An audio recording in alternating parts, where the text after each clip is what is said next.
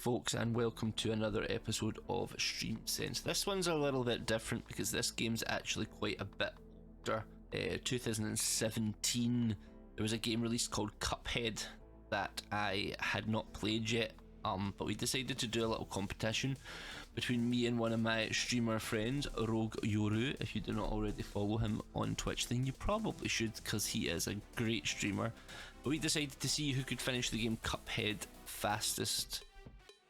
However, we're not here to talk about the competition, we're here to talk about the game.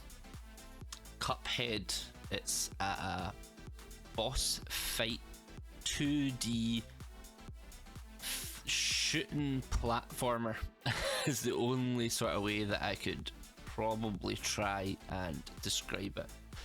Every single level in this game, bar a few, are just one screen boss fights. Animation style, you're looking, think Steamboat Willie and the old 1940s to 60s cartoons. Very bold, very imaginative. Not really any political correctness in it, which personally I prefer. I think it sort of really lends itself to that time frame well. Essentially, you play one of two characters. You can play Cuphead or you can play Mugman. Everybody plays Cuphead. Mugman's for player 2 because this game does have co-op as an option. Essentially, there is 3 islands, I believe it's called, in a place called Inkwell, and you finish all the levels on the first island, all the boss fights. There'll be, I think there's 4, perhaps, maybe 4 on the first level.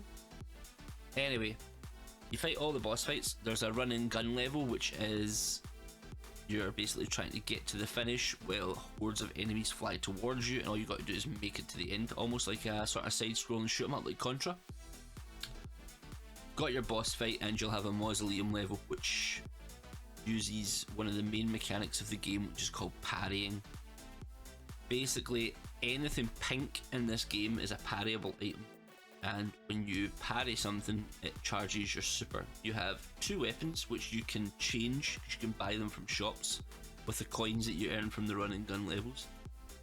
You essentially have your main weapon and a secondary weapon. You also have an ultimate weapon, an ultimate ability, sorry, and you have a charm. All of these things, apart from your initial weapon, are purchasable through the shop. If you don't get it from the shop, it will be a super, and you get that from the mausoleum for doing the parry attacks. So you clear out your first island, move to your second, clear out your second island. It's the same again, just the bosses just get progressively more difficult. And then on your third island, you've got all the boss levels on that floor, which then leads you to the final set of bosses, Mr. Dice, and then the devil himself. Is it Mr. Dice? King Dice? King Dice. King Dice himself. And then the devil himself. It's all about you collecting soul contracts, and essentially all these bosses owe debts to the devil, and you are now going out to defeat them to capture the debt.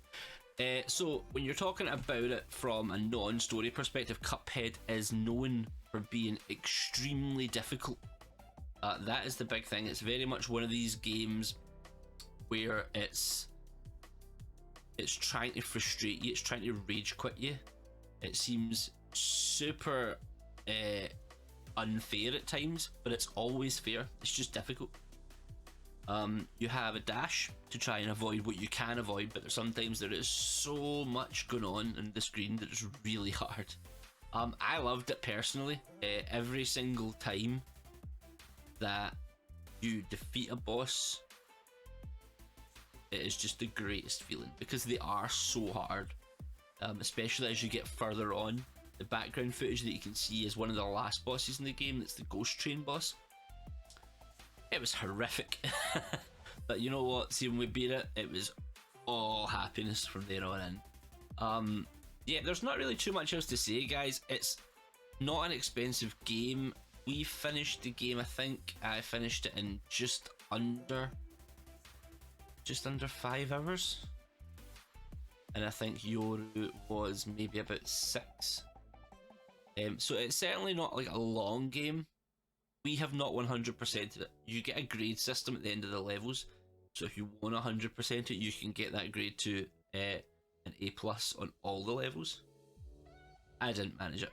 I'm not going back to try and manage it either, because I think I would end up just going insane. We didn't get to try the co-op. We might try it in future, I'm not sure. The benefits of the co-op is you can actually resurrect your friend, but I think that seems a little bit easier, which I'm not too keen on. Anyway guys, you can see it from the footage before, from the footage in the background, sorry, how crazy it is. This game, for me personally, I like difficult games like this. I would probably give it like a very high ranking. We work that way, like maybe like a 9. Also, every single time you get a little cutscene between the islands, you get a little bit of story about King Dice, and that dude's theme song is absolutely bopping. So guys, check out the footage behind this. If you like the game, pick it up. It's about 15 bucks on Steam, I believe, is what I paid for it. But obviously there are sales and stuff on, so I would certainly recommend, if you like difficult shooters, a little bit of bullet hell, but probably a little bit more difficult precision platforming than bullet hell. I think the B level, Jesus, don't even get me started. But guys, yeah, go check it out. Cuphead 2017, but after playing it like this, I couldn't resist going back in and doing a video for you guys. So I'll see you next time.